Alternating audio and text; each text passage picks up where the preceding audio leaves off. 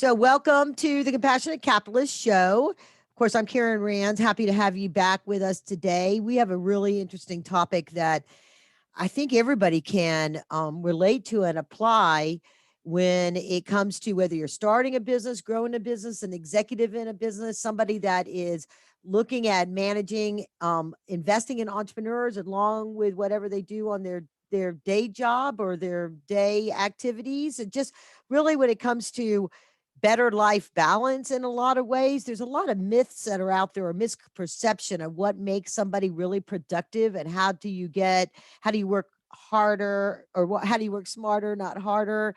All of that, the hustle week. There's just so many different philosophies on that. And then there's just really people that just, particularly entrepreneurs and founders, that are just pounding it out day after day. And then there's this idea of burnout. And so, when I had an opportunity to interview my guest today, Joe Sanok, hello, say hello there, Joe, for those that are watching. I thought, perfect. We've not covered this topic in a while. And now that people are getting back into whatever they figured out for balancing work-life balance during COVID, and they were working from home and they could take a little snippet and take care of a personal matter or go do this, they might have had more balance within an entire day, of how they work. But it also becomes really hard to separate work from leisure when you're home 7 days and your office is in your living room or in your extra bedroom. It's hard to break away and define those boundaries.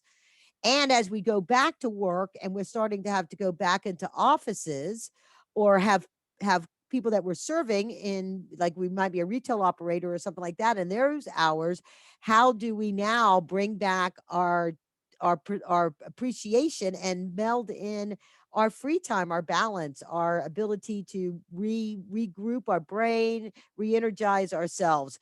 And so Joe is an expert to talk about that. His new book that's coming out very soon. Thursday is the new Friday.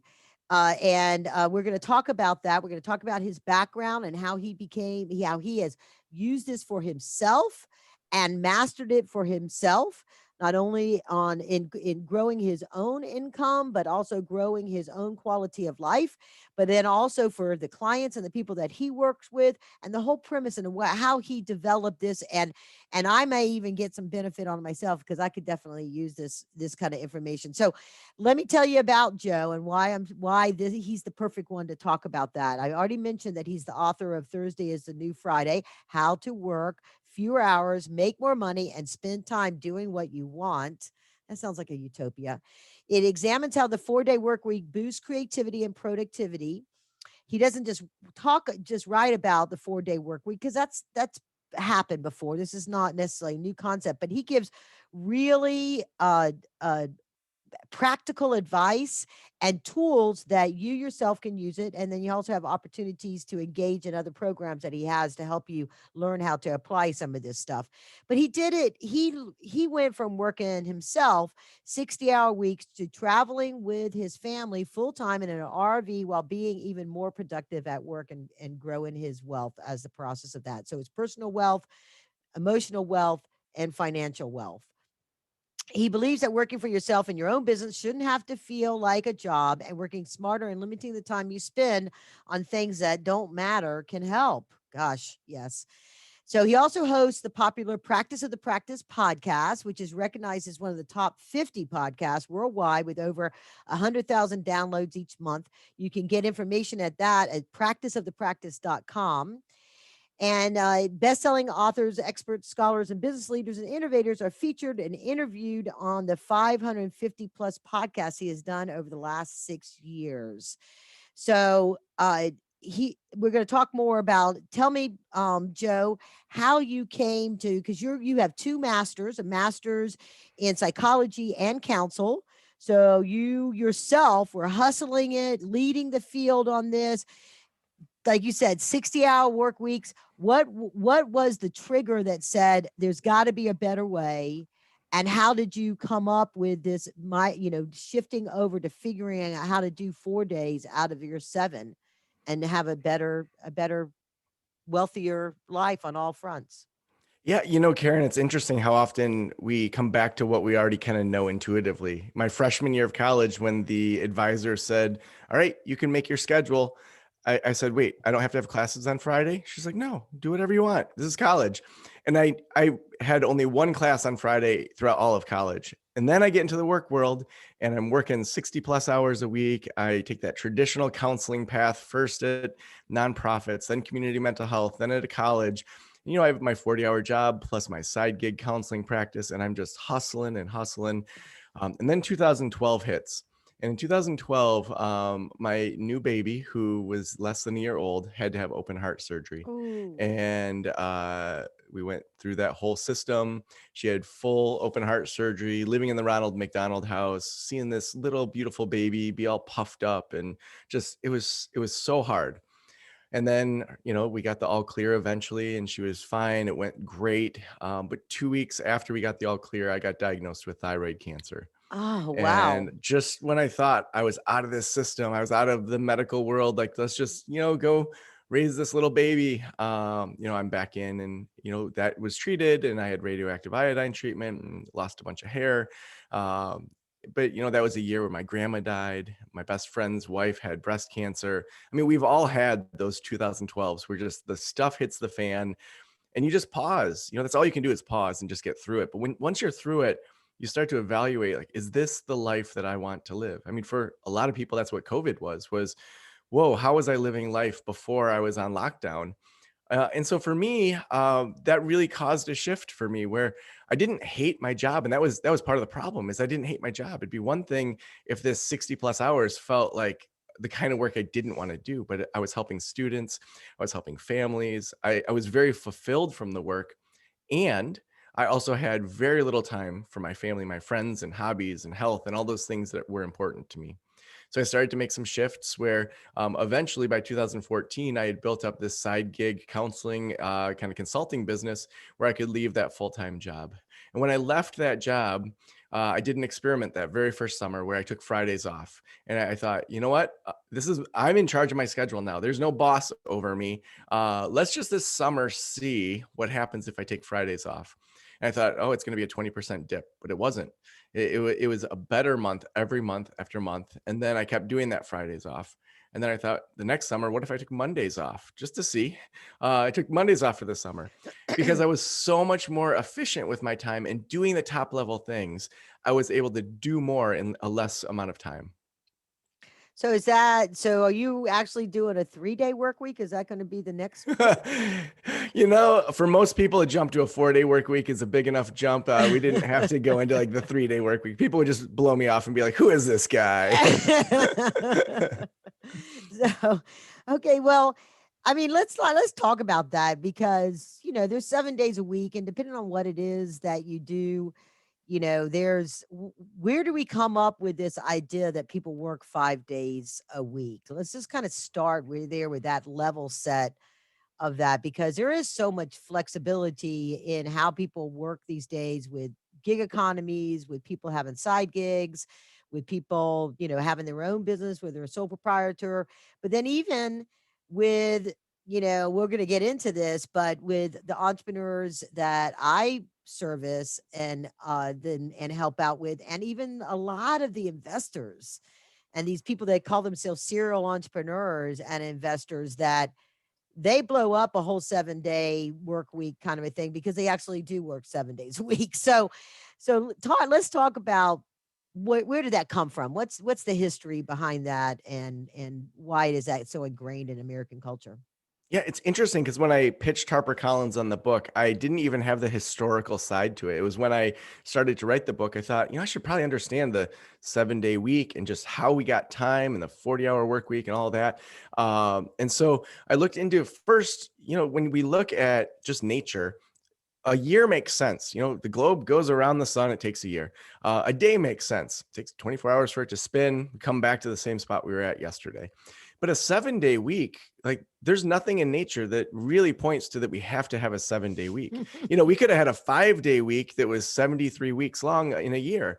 So I was like, why? And so I looked at it, and actually the Babylonians, thousands of years ago, had 7 major celestial things they could see: the sun, the moon, Earth, Mars, Venus, Mercury, and Jupiter. So they said, let's do a 7-day week.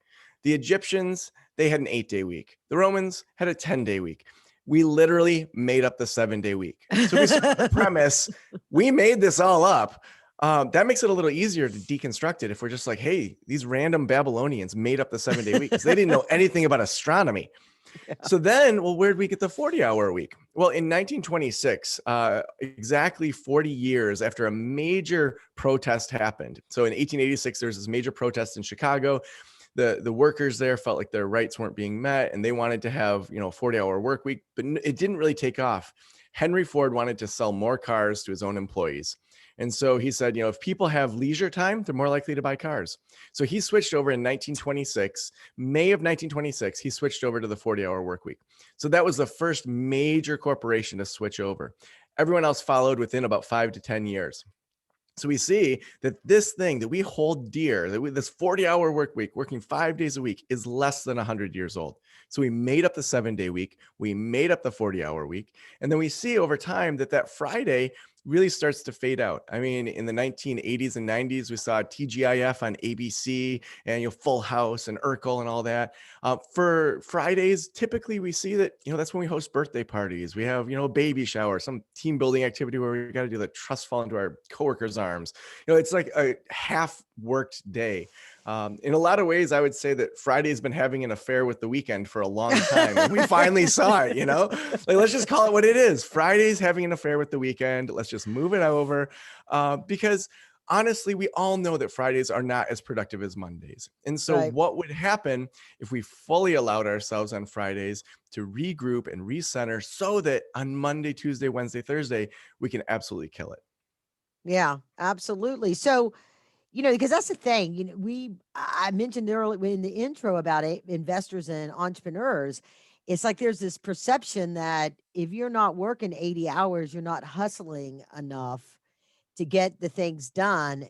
And so, I mean, and I have read and I know, like the whole, and I was trying to look up beforehand to see, because it seems like the most successful entrepreneurs, the ones that are titans of industry, right?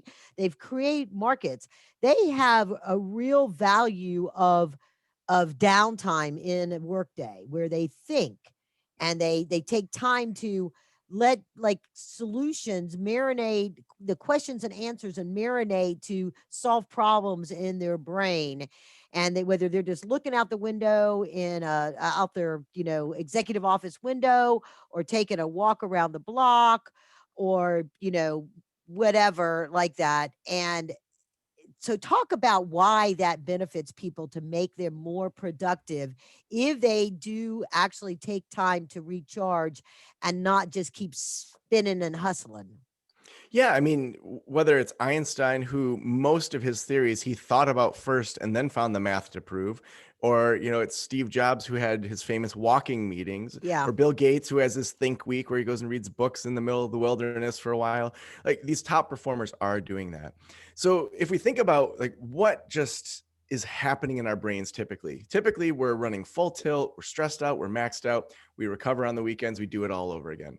But deep down, I think we know, when we're taking a shower and we have that aha moment, or we're on a long car drive and, maybe we don't have any music or podcasts or anything playing, we just let our brains wander. It connects between different parts of our brain in ways that is completely different than if we're just stressed out all the time. There Right. was actually a study at the University of Illinois where they looked at vigilance decrement. So vigilance, how well you pay attention to something; decrement, meaning breaking down over time. So the idea, before this study, was that we're given kind of a cup of water of energy or attention for the day, and throughout the day you're pouring it out. I'm on Karen's podcast, pouring out my energy. I'm on another podcast after this, and at the end of it, I just have used up the energy and the awareness that I have for the day. And they wanted to challenge that. And so they did this study where they brought in students and gave them a very boring task. So they came in for about an hour. They sat in front of a computer screen. They were given a 4-digit number. Say it was 3921. Every time 3921 pops up on the screen, you got to hit a button. 3921, hit the button. Any other 4-digit number, you don't hit the button. Well, what did they find over that hour? Well, there was vigilance decrement. The amount they paid attention went down over time. So they missed their number towards the end. They got bored. It just went down. Well, then with the second group, as you do in a research study, the first third, after the first third, they paused and they gave them a 1 minute break. They said something like, we put you on the wrong computer, go hang out in the lobby for a minute. We'll get you set up somewhere else. They made some excuse. There were no screens out there. They had maybe some nature magazines. Just 1 minute break, brought them back, went through the next third, did another 1 minute break, and then the last third. So only 2 minutes of break in an hour period of time. And they found there was no vigilance decrement. Well, why? Let's think about the evolution of the brain. You've walked through a forest a million times. You know there's tigers there, but for 40 years, you've never seen a tiger. You're going to get lazy in regards to thinking about tigers after 40 years because you know there's no tigers. Now, what happens if you're in a new space where you've been told there's tigers? You're going to pay attention better, right? So that 1 minute break actually resets the brain to say, wait, let's pay attention to this environment again, just like it's a new place that we're going through. So even having little micro breaks within our day can reset our brains to have more vigilance and not experience that decrement compared to if we just plow through things like we always have. So is that in part, is that useful because if you do it intentionally versus distraction because you get a beep on your phone and you look it up and all of a sudden there's a cat video or a news article of something that you've been following and now you're distracted. So explain the difference between an intentional refocus or refresher versus distraction. Yeah. So I think that, one thing that we want to do when we're in our workday is to really protect our brains. So, for example, when I was writing this book, it was every Thursday I wrote this book. I had set it up in a way where I had whiteboarded out the week before what the next chapter was going to be. So my brain's marinating on it all week long. On the Okay. day that I'm writing the book, I do a number of things. I make sure that I don't have any of those pop ups that are on my phone. And so there isn't even the potential for distraction. When I woke up each day, I wouldn't check to see if there was text. I wouldn't check my email. I wouldn't check the news because I knew something would piss me off. And so it's like, I don't want to start writing a book when I'm all frustrated. So I didn't even look at my phone. Then when I went into my office, I had a different set of lights set up for writing days. And so I'm triggering my brain to say right now is an intentional writing day. And so there was different lighting. I sat in a different spot. I had Oh. I had a different playlist. So the auditory that I heard was only my writing playlist. I only use it for writing. It was one that took a little bit of time to figure out. Even when I went to make myself lunch, I kept my headphones on, these noise canceling headphones. This was during COVID. So my two daughters are hanging out in the house. So like, it's very hard to make sure that you have that protected time. But they knew I'd give them a hug before I started. I would shut the door and I would come out when I came out. And then I came down, I'd make lunch, I'd leave the headphones on. They then knew that that was the boundary I had set. They knew not to interrupt daddy. And then I went back into writing mode and then, wrote like heck the rest of the day. And then when I was done, kind of the rhythm was I came and I said, daddy's home from work. And they came and gave hugs. And it was like, now we're going to play. So I had support from the people that were around me to make sure that they didn't interrupt it. I had environmental support with the lights and the music and the rhythms. And then each week I would sketch out what the next week was so that my brain can keep working on it in my subconscious so that I got more done the next Thursday. So instead of just looking at a blank screen and saying, what am I going to write this week? I had a full pattern to get the most done in that short period of time. Yeah, and that's a really great example too, because so many times I'll have, these questions will come up, or I'll be advising an entrepreneur, or there'll be, I'll be doing a workshop and it'll be, what do you have to do when you're starting out? And the first thing I always tell them to do is that you have to write a business plan. This is for startups with founders. You have to write a business plan that you can convince your family it's worth it for. They're your first investors, because if you're starting up a business and you have to hustle, right? And you got to do this, you need to be able to allocate, say, look, I may miss this event or I may miss this thing because I have this planning or this particular deal or this kind of whatever. But then when you come home, if you're true to that and you stay focused, then when you come home, you can have quality time with your family. And in your example, what you just said, even though you're like just upstairs, now you're home and you're not just sitting down in front of the computer with your TV, and you're watching a show with them, and they're like on the floor and you're on your couch with your computer, and you're in the same room, but you're not really together doing anything. So it sounds like by you being very specific and intentional and focused like that, you really do bring in the best of balancing and not just working for the weekend or giving lip service to quality family time. Yeah, and I think that it's as much in the family time or the hobby time as in the work time. So often we see a book that's about hustle, or we see a book about self-care and calming down, but there's very few books that bring that together. And that's actually where the neuroscience points to, is that when you slow down, you're optimizing your brain to do more when you're being productive. And so even thinking about throughout all of the pandemic, with my daughters, we had a non-negotiable daily walk. Like, I don't care if it's raining, sleeting, snowing, we are going outside and doing this 3-mile walk. And every single day we did it throughout the entire pandemic. There were days that it was full on just raining and snowing. And we had this thing in our family that we stole it from somebody, but it was, there's no such thing as bad weather, just bad clothing. And so it was like, you better dress up, kids, because we're going outside. And it became so fun. Like the tough weather days were more fun than the regular days. And it added a sense of adventure. And I think what you're pointing to is that, how do people typically have fun? Well, they've overvalued work and they've undervalued fun. But by undervaluing fun, you're actually not doing your best work. And so how do I show up the next day if after I was done with work, I've set boundaries where I'm not going to be doing work texts, I'm not going to be doing email while I'm watching Netflix at 9 at night after the kids are in bed, but instead I'm going for a walk with them. I'm figuring out my body. We're drinking green smoothies together. We're getting good sleep. How do I show up differently the next day when I've actually valued that slowing down each night, but then also on the weekends, we value that as well? I think, emotionally you would get just thinking about that and being hardcore, like, because you enjoy, you're intentional about your recreation and your relaxation, that you it's easier to be more focused and dedicated in the work time, because you're not trying to steal a little time away from, this work thing, because you're anticipating this other. Because I know, I always joke that when I'm getting ready to go on vacation, I have the most productive week ever, because I know I Yeah. got to get all this stuff done, because I'm really going to not work during that next week. And so if I do that in my intention on the weekends and even at nighttime, I could see it being so much more productive in that kind of behavior. So your approach is to really give people the skills to do that in their, not just once a year when they're preparing to go on vacation, but for every week, and to really assess what do they have to do to make the income and grow the income that they need and want, but also to value and spend time with the ones that they love to spend time to, whether they have a family or just friends or wherever, that it is in your mental health, your physical health, and your financial health, to get good at that. Absolutely. And what you're talking about right before vacation has been proved over and over. We've heard of Parkinson's law, that work expands to the time given.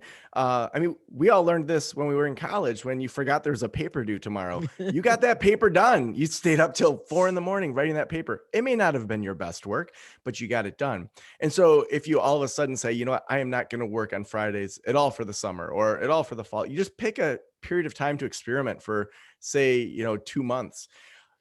Say you have 25 things that you need to get done in any given week. Well, now you maybe can only get 15 of those done. Well, which 15 are you going to do? Are you going to get the worst 15 or the best 15? Well, you're going to get the best 15 done. Well, what does that tell you about those bottom 10? Maybe you don't need to do them. Maybe you need to hire an assistant at 15 bucks an hour to do them. Maybe that should just be eliminated. Maybe there should be some sort of software as a service that takes care of it. I mean, I have a director of details that she goes through my email several times a day, and she just stars the top tier things. And then the super top tier, like if my attorney sends me, an email, or if one of my consulting clients emails me, she'll text me and say, this person just sent you an email. So I'm not getting sucked into the email world of the 200 plus emails we get a day. I spend 20 minutes at most on a busy day answering 10 emails. And so even figuring out that level of where we're just saying, what is the very best use of my time when I am working? And it feels like the most productive. You then get excited about showing up. Like, I don't get the Sunday blues. Like, I was excited that I have this interview with you because it's the stuff I want to be doing, versus, oh, great, I have to do all this work that I don't want to do. Like, This is your business. Do the stuff you want to do. Yeah, absolutely. So you in your book you talk about internal inclinations. So describe to our audience what those are and how they may impact your style and your ability to do this. Because I know I have a challenge where I have a perception that a certain, I loved your story about writing the book because I have a perception that in order to accomplish a certain task, it's going to take this amount of time. And if I don't have that amount of time, then I can't even get started on it. And I have a really true confessions here, bad habit of putting time on my calendar, like for a work activity, and then I blow it. I let appointments come in. I'll do something different than that. And I know recently I've been told, well, you're basically lying to you're conditioning yourself that you're not dependable. And so, At least you're you being know, honest about it. so so talk about those inclinations like that, because I want to depend on myself and I want to get my stuff done that I got to get done. So, Well, when we get to the third inclination, let's really dig into what you just said, because that's totally number three. So, internal inclinations, what are they? So, a big focus of the book is to not just look at a macro perspective of moving to the 4-day work week, but realizing it's individuals that are making this decision. It's an individual boss, an individual CEO, an individual entrepreneur that is saying, I want to help make this happen within the company I'm at. And so, first and foremost, we have to look at our internal inclinations, where we're naturally drawn. So, there's three that research supports that top achievers have. So, the first one is curiosity. The second one is an outsider perspective. And the third one is the ability to move on it. So, let's break those down a little bit. So, curiosity. Um, I was really interested whenever I kind of look at things similar to when I looked at time. I was like, where did we get the idea of curiosity killed the cat? So in I think it was 1910, the Washington Post headline read, "Curiosity killed the cat." There's this cat that got stuck in a chimney, and for 5 days, like the nation was watching this cat. Is it going to get out of the chimney? They were disassembling the chimney. There were fire people. This lady, I think her name was Mrs. Mabel. She was there, or Miss Mabel. She was there, like wanting her cat, and her cat died in the chimney. But what does that teach us? Curiosity killed the cat. So if you're curious, you're gonna die. If you're a little kid that goes down a dark alley, you're gonna get stolen. Those are things that we teach our kids. Don't talk to strangers. Curiosity is bad. But really, I look at my, say, 6-year-old who, when we were in petrified forest, she's looking at these rocks that were once, an amazing tree. She's like, how did this happen? She still talks about that. She wants to be a geologist. She's learning these things. She's curious. When we don't know something as a kid, we dive in and dig in. But something happens in our educational system and the way we live life where we eventually learn that curiosity killed the cat. And so top performers never learn that. They end up keep being curious. And instead of waiting for that eureka moment, they just say, well, that's interesting, and then go to the next thing. Oh, that's interesting. So whether they're looking at their Facebook data or they're looking at something else, wow, we ran this $1,000 ad campaign and we got no results. Well, that's interesting. What can we learn from that? So curiosity is the number one internal inclination. Number two is the outsider perspective. There's a research study that looked at the influence of outsiders on a small group of people. So it started with a group of 6 to 8 people. The researcher would hold up a card that had either blue or green on it, different shades of blue or green. And the group would say, that's green, that's blue, that's blue. So they're going through. And, for the most part, the group agreed and they were accurate. Well, then they brought in 2 other people and pulled some people out in a different group. And these people were working with the researchers. And for a handful of them that were in the middle, they'd say that's definitely green, even though the rest of the group thought it was blue. Statistically, these outsiders had more influence than they should have, based on just being outsiders. And so we see this over and over. People like Einstein that I mentioned earlier, he moved all the time. Elon Musk, bounced countries all the time, felt like an outsider a lot of the time. But then that gave them a very unique perspective in being able to see things differently than the common culture. So number 2 is that outsider perspective. And then that third one is the ability to move on it. And so on one side, we have speed, and the other side, we have accuracy.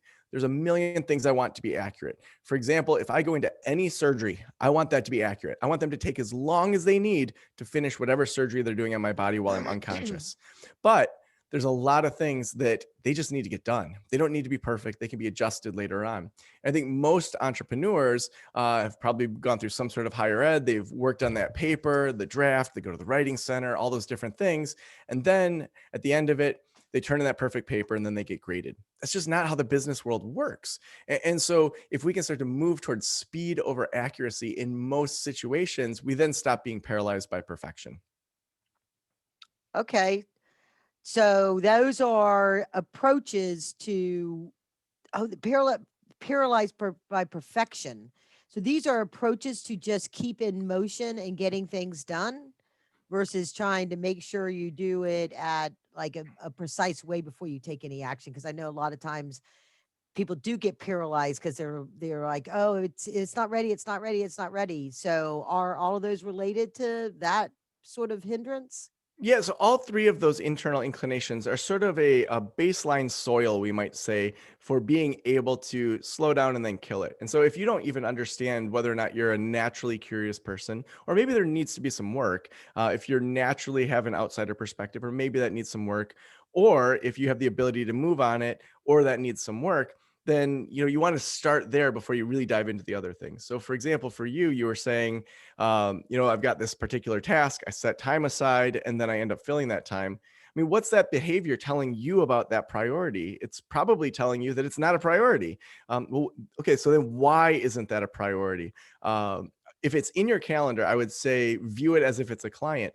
Don't put it in your calendar if it's not a priority. And so, even just the behavior of ignoring it or scheduling over it is showing me that that's maybe something that you don't actually value as much as you should. And so maybe we need to just give yourself permission to kill that task. Maybe you need to have an intensive to kind of go away and just work on all those tasks. There's a lot of strategies, but is that even an important thing for you to spend your time on is probably the first question to ask yourself. Yeah, absolutely. Okay, so does that fall into the work style focus of sprint types? Yeah, so I mean, I think that would kind of start to move us into that sprint type area. So sprint types, we want to think about it on kind of an XY axis, meaning that there's kind of two different things that work together with the sprint types. So first, you're either a time block sprinter. We might call this batching, where you do one task all at once. And so, for example, maybe you're doing podcast interviews back to back to back. So John Lee Dumas, he does his daily EO Fire show, and I think he records all that month in a day or two a month, and just like kills it. So he's definitely a time block sprinter on one side. On the other side are what we call task switch sprinters. So these are people that need more variety. You may have heard, oh, you should batch together all this stuff. But if you're not naturally wired that way, you're going to feel like a big failure. Like, oh man, I thought I was a time block sprinter. I can't batch. Maybe you just need some variety. So on one side, we have you're doing one task all at once. Or on the other side, we have the task switch sprinter, which is somebody that's, you have 20 minutes of one type of sprint, then 20 minutes of another, 20 minutes of another. So you first figure that out. And we have all sorts of assessments in the book to help you figure these things out. And then on the other side, we have, are you an automated sprinter or are you an intensive sprinter? So an automated sprinter is someone that puts it in their week and it repeats every week. So for the book, I was definitely an automated sprinter. Every Thursday, I'm working on the book. There was some variety in it. So there's some task switching within it, but it was still the book. Now, the intensive sprinter on the other side is someone like Dr. Jeremy Sharp, who has the Testing Psychologist podcast. So I feature him in the book because he's the one that really, I think, captures this best. So he'll get an Airbnb several times a year. He'll make sure that it's within walking distance from a vegan restaurant. He'll make sure it has a backyard area, so indoor and outdoor space. He doesn't want to have to drive anywhere or have that stress. He wants to be able to go to some restaurants that he can eat at. And he'll go away for 3 or 4 days and just kill it. He'll get podcasting things done. He'll get plans and marketing, all sorts of other things. So he does a lot of task switching within that. So it's not just one thing like his podcast, it's all sorts of things that he's working on, but he needs to go away to make that happen. Other people like myself, I just put it in the calendar and put it on repeat, and I usually get it done. I don't feel the need to go away for it. So again, people oftentimes feel like, oh, I just put it in my calendar, it repeats, and I keep adding clients on top of it. And you feel bad about, oh, I can't batch or sprint like I thought I should. Well, no, maybe you're just an intensive sprinter. You need to go away for 4 days to just knock out all these things. It's more figuring out what your unique menu is, your DNA type or your sprint type, that's going to help you be more successful rather than saying, oh, I just failed at this. I guess I'm bad at business.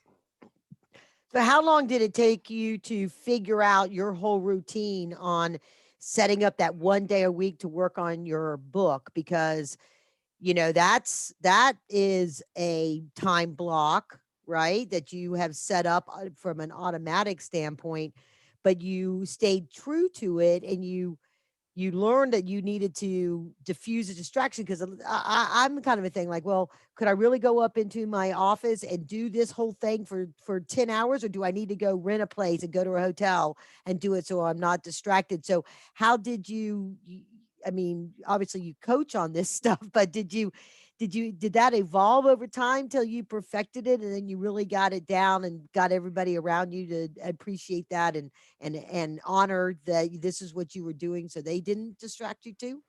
I mean, for years, I've been doing this style of thing when I had something to do where I would put it in my calendar and then, have it just repeat. So Thursday mornings for the longest time, that's when I did all my podcasts to make sure that by the next Tuesday they would go live.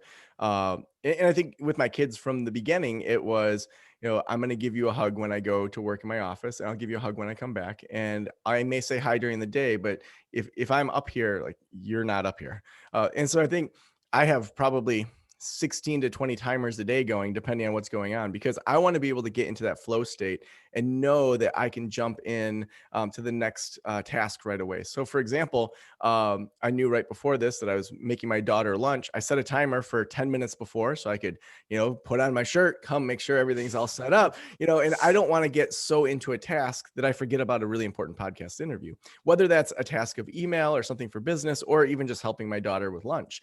And so what that does to the brain, though, is it allows me to be fully present in just doing lunch with my daughter, because I know I have a timer that's going to say, Joe, go up to Karen's podcast right now. And it's like, okay, all right, goodbye, Lucia. Like, go enjoy your time downstairs. Like, make sure you do your to-do list and go clean and do these things.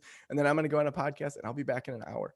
And so to just be able to fully be present within any task, I think that alone is so just freeing for people. Even over this past weekend, there was a few things that I remembered I hadn't done last week. And so I could just say, I'm not going to even think about that. But I knew that would just cycle in my brain trying to remember for Monday morning. So I just set up a to-do list for Monday morning, dropped those things in there. It took me 5 minutes to put it in. And then I texted my assistant and said, hey, if there's any other things you need me to do, I have a thing in my calendar for Monday morning that says Joe to do. And so it just takes it off of your brain. And then, last night I did a daughter date night with my daughter, Lucia, and I could fully be there because I knew there was nothing about work that I was working on right then. So, we went out to dinner, we biked downtown, we went and played skee ball, and went to this arcade and had a great time. And no part of me was not there. And I think that's where the biggest problem is. We want to be where we are and eliminate all those distractions of whether it's when we're at work, we need to be at work. When we're at home or with our friends, we need to be with our friends and be at home. And when we do that, we just get so much more done in the work world, but we also enjoy all that time outside of work. And those around you enjoy your presence more so too, whether it's employees, team members, or your family and friends, because you can be fully present in the moment with all of those interested parties. So that's really great.